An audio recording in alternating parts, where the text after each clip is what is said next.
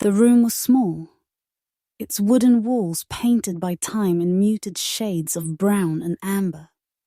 The faint creak of the old ceiling fan hummed overhead, blending with the distant sound of crickets just beginning their nightly chorus. A single window framed by curtains washed so many times they had grown soft and thin, allowed the evening light to spill inside. It wasn't harsh. It was gentle, like the hand of dusk resting lightly on everything it touched. On the low wooden chair near the window sat the grandmother. Her frame was small, her back slightly bent, and her silver hair was tied in a loose bun that threatened to unravel with every small movement. Her hands rested quietly on her lap. Wrinkled hands, thin, yet full of stories no one could read at first glance. Those hands had cooked meals for children, washed clothes in rivers, buried loved ones, and held life together when it seemed determined to fall apart. Across from her, curled up on a woven mat, sat her grandchild, no more than 8, perhaps 9 years old, eyes wide with the brightness of a soul that had not yet been touched by the heavier shadows of life. The child hugged a pillow close, gazing up at the grandmother as though every breath she took was a story waiting to be told. The air between them was warm, filled with the faint smell of boiled rice and herbs that lingered from dinner. A kerosene lamp flickered softly on the corner table, though the last threads of sunlight still lingered in the sky. "Grandma," the child whispered, breaking the silence that had been wrapping the room. Tell me about when you were young?" The grandmother turned her head slowly, her eyes soft, carrying the weight of decades. There was a smile on her lips, but it was the kind of smile that was touched by sadness. Not unhappy, just full of memory. "You want to know about those days?" she asked. Her voice gravel, yet gentle, like the sound of a worn violin string still holding its tune. The child nodded eagerly, shifting closer until small fingers reached out and touched the grandmother's hand. The warmth of youth met the coolness of age. For a moment, the grandmother said nothing. She looked out of the window, at the last sliver of orange sinking behind the trees. Her gaze was far away, as though the light itself was a doorway to the past. "When I was your age," she began slowly, "the world looked very different. We had nothing. No toys, no lights like you have now. Just the land, the river, the sky, and yet—" She paused, her thumb brushing over the child's tiny knuckles. "Those days were full of both joy and pain. Do you want to hear everything, little one? Even the sad parts?" The child hesitated, then whispered, "Yes, I want to know." And with that, the room seemed to shift. The shadows grew longer, the sounds outside dimmed, and the air itself leaned closer, as though listening. The grandmother closed her eyes. Her breath was steady, her words slow, and as she spoke, the first threads of her past began to weave themselves into the present. "When I was little," the grandmother's voice softened as though she were speaking to herself as much as to the child. "My world was small, just a tiny village by the river. We had no electricity, no running water, but we had the earth, the river, and each other. Life was simple, but it was not easy." The child leaned forward, wide-eyed. The room seemed to fade around them as her words pulled the memory into shape. Suddenly, it was no longer the quiet evening house, but a bright morning decades ago. The river stretched wide and endless under the sun. its surface glittering like 1,000 scattered coins. Along its muddy banks, children ran barefoot, their laughter echoing through the fields. Among them was a girl no older than 9, her dark hair tied messily with a strip of cloth, her feet caked with dust. That girl was the grandmother. Long before wrinkles, before time had carved her face with sorrow and resilience, she carried a small wicker basket, her thin arms struggling to balance it as she followed her older brother. They were going to collect wild greens for their mother to cook. Hunger was a constant shadow then. Each day was measured by what they could find or barter. Her brother stopped suddenly and pointed at the water. "Look, little sister," he called. "A fish!" She gasped, eyes wide, watching the silver shape dart near the bank. Without thinking, she dropped her basket and leapt forward, splashing into the shallow water. She chased the fish with all her might, arms flailing, her laughter rising above the river's song. For a fleeting moment, she was only a child, free, wild, alive. But then her brother's laughter faded, replaced by a sharp voice. Their mother was standing on the path, her hands on her hips, her expression stern but tired. She was a woman with eyes too old for her years, her back bent from endless labor. "Stop playing, do you think we can eat laughter tonight?" she scolded. The girl froze, cheeks burning with shame. She picked up the basket again, her little hands trembling. Later that evening, when they returned home with only a handful of wilted greens, her mother cooked them in a thin broth. The family ate in silence, the sound of the spoons scraping bowls echoing like a quiet reminder of all they lacked.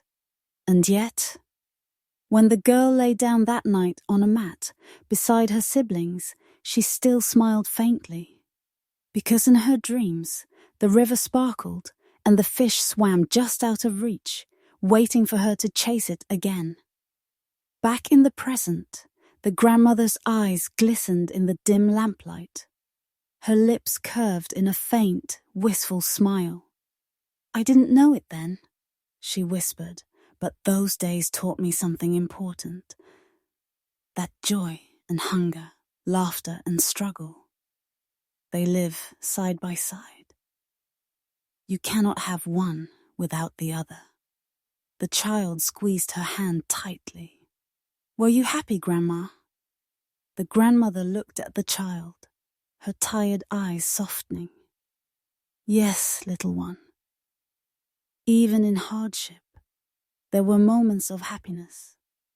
Sometimes the smallest joys shine the brightest when the night around you is darkest."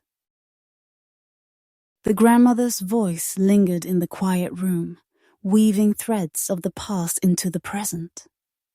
The child's eyes were round with wonder, but also heavy with the seriousness of her words. "What happened next, Grandma?" the child whispered. The old woman drew in a slow breath, her fingers tightening around the child's urn. Her eyes drifted again to the window, but she was no longer looking at the fading evening light. She was looking inward, toward a day burned into her memory. It was late afternoon in the village, the kind of day when the air grew heavy with heat, and even the trees seemed to sigh under the weight of the sun. The young girl, the grandmother as a child, sat on the ground outside her small home, her bare knees pulled to her chest. She was waiting. Her father had promised to return before sunset. He had gone across the river to trade a bundle of firewood for rice. Every time she saw a figure in the distance, her heart leapt, thinking it was him. But the sun slipped lower, and still he did not return. Her mother emerged from the house, worry written across her face though she tried to hide it from the children. She stirred the pot on the fire, water boiling with nothing inside it, Bella, and forced a smile. "Don't worry, he will come soon. He always comes." But that night, the children ate only watery broth, their stomachs growling long after their bowls were empty. The little girl lay awake, listening to her mother's muffled sobs outside. It was 2 days later when neighbors arrived, carrying the father's body on a makeshift stretcher of bamboo poles. He had tried to cross the river in heavy rain, the current too strong for the small boat he borrowed. The river that once gave them life had taken his instead. The girl remembered her mother's scream, sharp, broken, like something tearing inside her chest. She remembered clinging to her older brother, his small arms wrapped around her as though he could shield her from the sight. She remembered staring at her father's face, pale and still, and not understanding why he wouldn't open his eyes.